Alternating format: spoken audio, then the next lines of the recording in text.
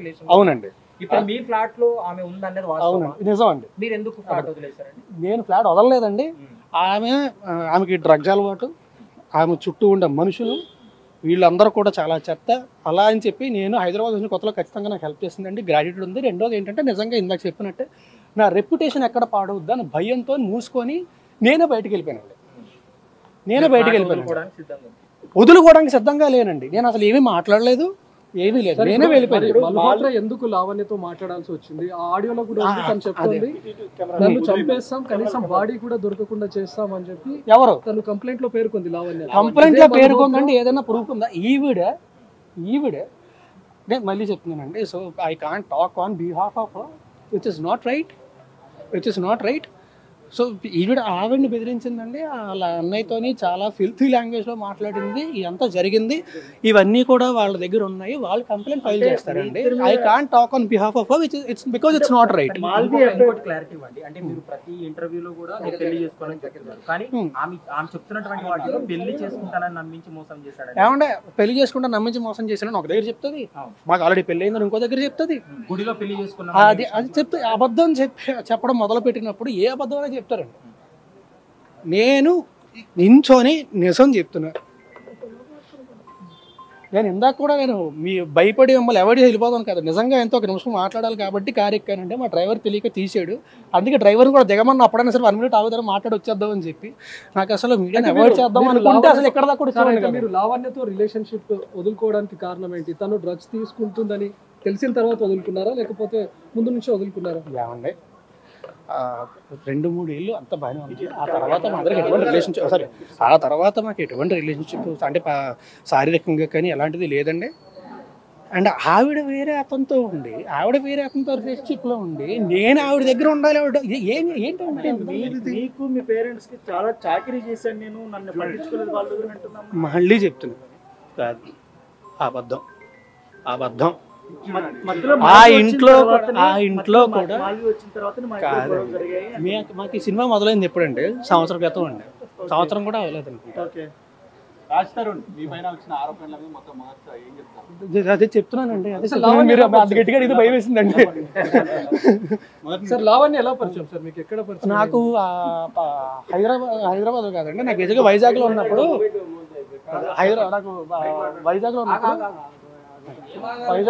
నాకు ఫేస్బుక్ లో పరిచయం అండి. హైదరాబాద్ వచ్చింది. సరే వెళ్ళిపో. నాకు వైజాగ్లో పరిచయం అండి. హైదరాబాద్ వచ్చిన తర్వాత ఇనీషియల్గా నేను ఒక దీనికోసం సినిమా గురించి వచ్చినప్పుడు హైదరాబాద్ వచ్చినప్పుడు ఇనీషియల్గా అప్పటి నుంచి పరిచయం అండి. అంటే ముందు నుంచే మీరు పెళ్లి చేసుకుందామని రిలేషన్ స్టార్ట్ చేశారు, లేకపోతే ఫ్రెండ్షిప్ గా ఉంది అలా ఒకరికొకరు ఇష్టపడి పెళ్లి చేసుకుందామని అనుకున్నారు? లేదండి, రిలేషన్షిప్ అనేది ఉండేదండి. అప్పట్లో ఉండేదండి 2-3 years అండి. ఆ తర్వాత లేదండి. బట్ నాకు పెళ్లి అనే ఉద్దేశం ఎప్పుడూ లేదండి. అప్పుడు మీరు అడిగే విధానం బట్టి ఎక్కడ కూడా భయం వస్తుంది. ఎందుకంటే మీరు అన్నట్టుగా తనను పెళ్లి చేసుకోవాలి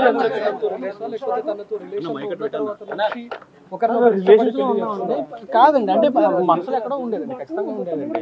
అంటే మేబీ అయితే బాగుంటుంది, మంచిది, అయితే బాగుంటుంది అని ఖచ్చితంగా ఉండేదండి. అందులో డౌట్ లేదండి, అది ఖచ్చితంగా ఉండేది. బట్ నేను ఎప్పుడు మాట ఇవ్వడం కానీ పెళ్లి చేసుకొని ఎప్పుడు జరగలేదండి. అసలు నేను ఎప్పుడు మాట ఇవ్వడం కానీ ఎప్పుడు జరగలేదు. నేను ఇప్పుడు 2-3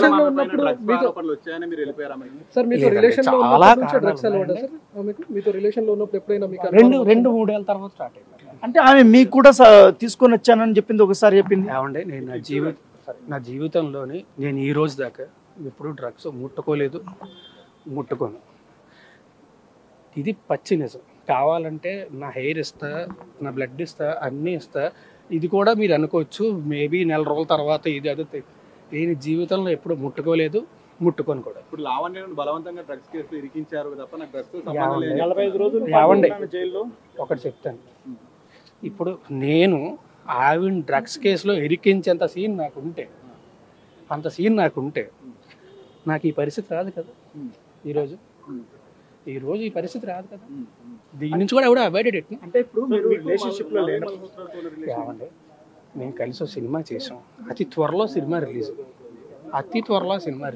మరి ఆమె ఎందుకు లావణ్యతో ఫోన్ లో మాట్లాడింది? ఈవిడ ఆమెతోనే కాదండి, నాతో పనిచేసిన డైరెక్టర్స్, నా ఫ్రెండ్స్ అందరికీ ఆమె ఫోన్లు చేసిందండి, అందరికీ ఫోన్లు చేసి బెదిరించింది. అండ్ మళ్ళీ ఇందాక చెప్పినట్టే I can't talk on behalf of her. వాళ్ళు కంప్లైంట్ ఫైల్ చేస్తారండి, నా సైడ్ నుంచి నేను ఫైల్ చేస్తాను. కంప్లైంట్ ఫైల్ చేసిన తర్వాత డీటెయిల్డ్గా మళ్ళీ నేనే ప్రెస్ మీట్ పెట్టి ఏం కంప్లైంట్ ఫైల్ చేశానని చెప్తాను. నేను ఇప్పుడు ఏం చెప్పానండి, కంప్లైంట్ ఫైల్ చేసిన తర్వాత. సరే, ఇప్పుడు లావణ్య ఎన్నో ఫోటోలు మీడియాకి రిలీజ్ చేసింది, దానిపైన మీరు ఏం చెప్తారు? అంటే అందులో మీ ఫ్యామిలీ మెంబర్స్ ఉన్నారు. అదే అండి, మీరు పెళ్లి చేసుకుందాం అని చెప్పింది అంటున్నారు. ఇందాక మీరు ఏం అడిగారు, పెళ్లి చేసుకుంటానని మాట ఇచ్చాడు అని చెప్పింది అని చెప్తున్నారు. ఓకే అని చెప్తున్నారు.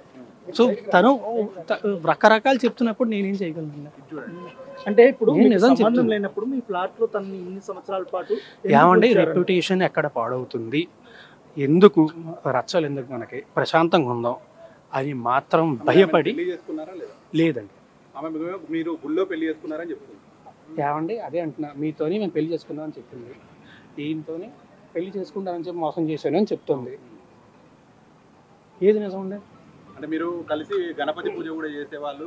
ఏమండి కలిసి ఒక ఇంట్లో ఉన్నప్పుడు నేను ప్రతి సంవత్సరం కూడా నాకు అంటే గుళ్ళకి వెళ్ళి పూజలు చేసి అన్ని అలవాటు. ప్రతి సంవత్సరం కూడా వినాయక చవితి రోజు ఖచ్చితంగా పూజ చేయడం అనేది నాకు అలవాటు. అంటే ఒక్క రోజు మాత్రం ఖచ్చితంగా చేస్తాను. మీరు గణపతి పూజ చేస్తారంటే పెళ్లి చేసుకుంటే చేస్తారు కదా? కాదండి, మీకు గణపతి పూజ పెళ్లి చేసి చేస్తారు. గణపతి పూజ చేయడానికి పెళ్లికి సంబంధం ఏంటంటే ఏమంటే ఇద్దరం కలిసి ఒకే ఇంట్లో ఉండేవాళ్ళం అండి. ఒకే ఇంట్లో ఉన్నప్పుడు నువ్వు బయటకు వెళ్ళి కూర్చొని ఒకరిని పూజ చేస్తాను అనలేం కదా. ఎందుకు సార్, ఎందుకు ఇద్దరు ఒకే ఇంట్లో ఉండాల్సి ఏమంటే వివరణ live in relationship back then చెప్పా కదా అప్పట్లోనే. తెలుసు మా పేరెంట్స్ కూడా పరిచయం, మా పేరెంట్స్ కూడా పరిచయం. ఈ లావణ్య తమ్ముడు మీతో డబ్బులు తీసుకోవడము, డబ్బులు అడగడం మీద మీకు నేను కంప్లైంట్ ఇస్తానండి, మొత్తం స్టేట్మెంట్ అనేది కంప్లైంట్లు అన్ని ఇస్తాను. ఇచ్చిన తర్వాత మొత్తం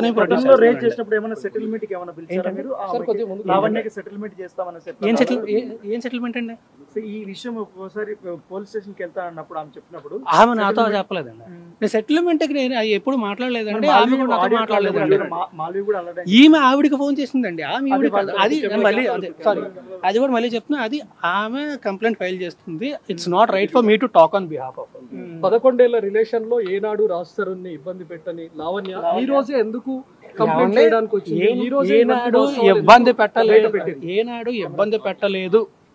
సరే, ఏనాడు ఫిర్యాదు చేయని లావణ్య 11 ఏళ్ల తర్వాత ఈ రోజు ఎందుకు పోలీసులను ఆశ్రయించాల్సి వచ్చింది? రాస్తారని గురించి ఎన్నో విషయాలు ఎందుకు బయట పెట్టాల్సి వచ్చింది? ఎందుకంటే అండి నాకు తెలిసే నేను వీన్ కన్సల్టింగ్ లీగలీ, బికాజ్ నా చుట్టుపక్కల ఉన్న వాళ్ళందరినీ ఆమె ఫోన్ చేసి ఇబ్బంది పెడతానని చెప్పి నేను లీగల్గా కన్సల్ట్ చేస్తున్నానండి. కన్సల్ట్ చేస్తున్న విషయం తనకు తెలిసి ఉంటుంది, నాకంటే ముందే తను స్టెప్ తీసుకుందాం అని చెప్పి తనకి ఏవండి స్టార్ట్ అయితేనే ఇవన్నీ జరిగాయని తన వర్షన్. ఆమె ఏదన్నా చెప్తారు, ఏమన్నా చెప్తారు. సార్ చివరగా మీరు ఎప్పుడు కలిసారు సార్ లావణ్య? ఏళ్ళు కాదండి, మంత్స్ అయిందండి. అప్పటి